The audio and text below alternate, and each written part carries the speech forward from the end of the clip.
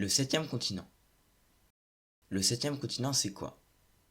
Le septième continent est un regroupement de déchets plastiques au milieu des océans que nous déversons dans nos mers. Il fut découvert en 1997 par l'océanographe Charles Moore dans l'océan Pacifique. Dans le monde, il existe 6 amas géants de déchets plastiques. 2 dans l'océan Pacifique Nord, 1 dans le Pacifique Sud, l'Atlantique Nord, l'Atlantique Sud et dans l'océan Indien. Étant situés hors des eaux internationales, aucun gouvernement ne veut les prendre en charge. Le septième continent fait 6 fois la taille de la France, soit 3 800 000 km².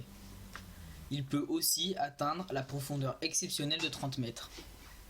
De plus, il atteint le poids de 5 kg au km², soit 19 millions de tonnes. Le septième continent émet des microparticules de plastique qui intoxiquent les animaux, perturbant ainsi l'écosystème marin. Pour nettoyer les océans, certaines personnes imaginent des solutions. Par exemple, Yvan Brognon a créé le projet The Sea Cleaner, présenté à la COP22 de Marrakech. Son projet consiste à créer un quadrimaran de 72 mètres nommé Manta, ratissant les océans en cas de déchets plastiques à récupérer. Le Manta les récupérera par la suite pour les compresser puis les stocker dans les 2 coques centrales de 150 tonnes de contenance. Grâce aux fonds récoltés, le Manta devrait prendre le large d'ici 2021. Malheureusement, il faudra énormément de Manta pour faire face à toute cette pollution.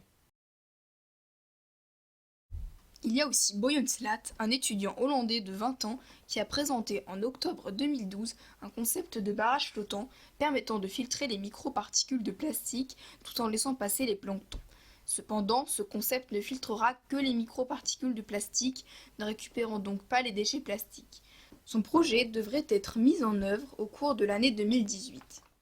Il y a aussi le projet Recyclons, porté par l'Institut marin du Seaquarium situé au Grau-du-Roi.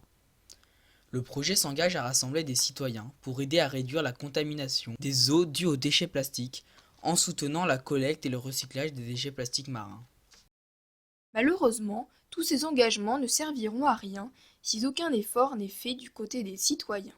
Quelques gestes très simples peuvent aider à un monde plus vert, comme bien penser à jeter ses déchets, les trier et limiter notre consommation. Mais alors, si nous pensions tous à notre planète, peut-être qu'un jour, nous la retrouverons plus belle et plus verte?